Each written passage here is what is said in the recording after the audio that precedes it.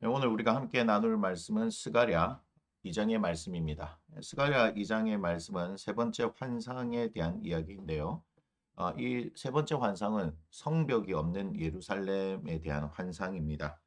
결론적으로 말씀드리자면 성벽이 없다는 것은 그 크기가 무한하다는 것이죠.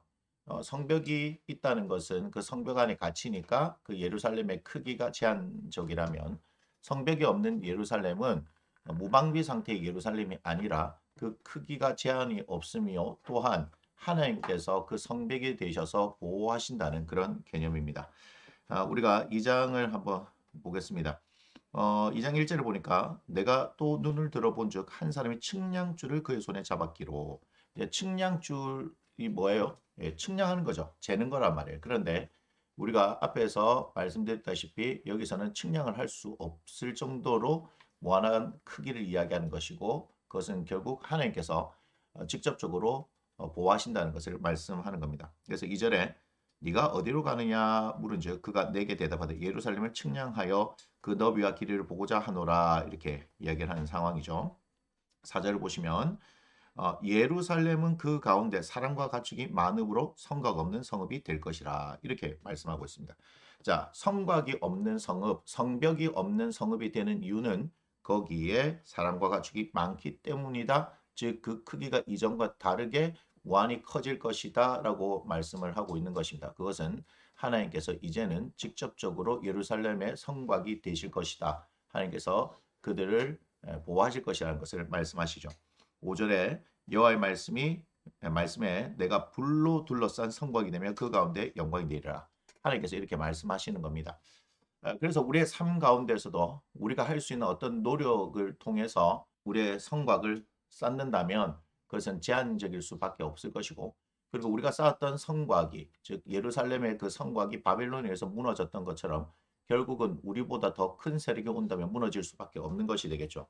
하지만 하나님께서 우리를 보호하신다면 즉 우리의 성곽이 되신다면 사람들 눈으로 보기에는 성곽이 없는 것 같지만 그것이 사람들 눈에 보이지 않는다 할지라도 하나님께서 실제적으로 우리와 함께 하시는 불성곽이 되어 주신다 하면 어느 누구도 무너뜨릴 수 없는 그런 성읍이 되지 않겠습니까? 이것은 열왕기하 16장에 나와 있던 그 엘리사를 보호했던 불말과 불병거를 상징하는 것으로 우리가 생각해 볼 수도 있지 않겠습니까?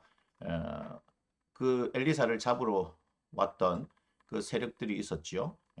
하지만 게하시의 눈에는 하나님의 보호하심이 보이지 않기 때문에 그들로 인해서 두려워했다면 엘리사는 하나님의 보호하심을 보았기 때문에 두려워하지 않았다는 것을 우리가 알 수 있습니다. 열왕기하 16장을 잘 참고를 하셔서 이 부분을 생각하시면 될 것 같습니다. 6절 이후의 말씀을 보면 우리가 어디에 집중을 해야 하냐면 10절부터 13절의 말씀에 집중을 해야 합니다. 앞에서 연결되어지는 부분인데 예루살렘에 하나님께서 직접 성곽이 되시겠다, 성벽이 되시겠다 말씀을 하시잖아요. 그것은 무엇을 또한 말씀하냐면 그들과 함께 하시겠다라는 것을 말씀합니다. 우리가 에스겔을 통해서 여호와의 영광이 떠나가는 것을 보았지 않습니까? 바벨론에게 예루살렘을 내어주신 것은 하나님께서 그들과 함께 하시지 않는 것, 즉 그 하나님의 영광이 하나님의 성전에 함께 있지 않은 것을 이야기한다라고 볼 수 있다면 이제는 하나님께서 이들에게 불성곽이 되어져서 그들을 지키고 보호하시겠다는 것은 그들과 함께 하시겠다는 것이죠. 우리가 성경을 통해서 볼 때 하나님께서는 언제나 우리와 함께 하시는 분, 함께 하고 싶으신 분이라는 것을 알 수 있습니다. 여기서 다시 하나님께서 함께 하신다라고 말씀하시는데 10절에 보니까 여호와의 말씀에 시온에 따라 노래하고 기뻐하라. 이들이 기뻐하는 그런 노래를 할 수 있는 이유가 나와 있죠. 이는 내가 와서 네 가운데 머물 것임이라. 하나님께서 머무신다. 그들과 함께 하신다. 그래서 친히 인도하고 보호하신다는 것이죠. 그걸로 인해서 우리는 충분히 노래할 이유가 있죠. 11절에 보니까 그날에 많은 나라가 여호와께 속하여 내 백성이 될 것이요. 그다음 뭐라 말씀하시냐면 나는 네 가운데에 머물리라. 함께해서 계속해서 함께 하신다는 거죠. 12절과 13절 상황을 보면 여호와께서 장차 유다를 거룩한 땅에서 자기 소유를 삼으시고 다시 예루살렘을 택하시리니 하나님께서 소유를 삼으시고 택하신다는 것은 함께 하시겠다는 말씀이고 13절에 모든 육체가 여호와 앞에서 잠잠할 것은 여호와께서 그의 거룩한 처소에서 일어나심이니라. 거룩한 처소가 되어진 것은 하나님께서 함께 하시기 때문에 그곳이 거룩한 곳이 되어졌고 예루살렘을 선택을 하셨고 유다를 선택하셨다는 것을 말씀하시지 않습니까? 그 가운데 있기 때문에 그분께서 일어나십니다. 그러므로 인해서 그분의 일어나심으로 말미암아서 모든 육체는 그 앞에서 잠잠할 수밖에 없는 상황들을 이야기하는 거죠. 우리가 스가랴 2장의 말씀을 통해서 볼 때 하나님께서는 다시 예루살렘 가운데 임재하시고 그리고 친히 그들의 보호막이 되시겠다라고 하시는 그 말씀을 볼 수 있습니다.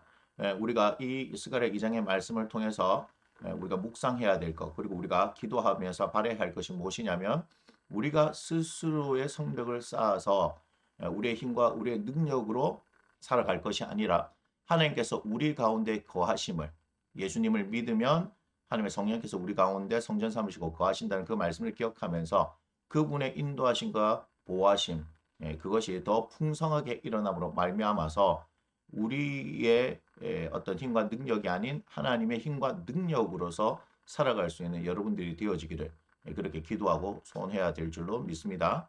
스가랴서 2장의 말씀은 여기서 마치도록 하겠습니다.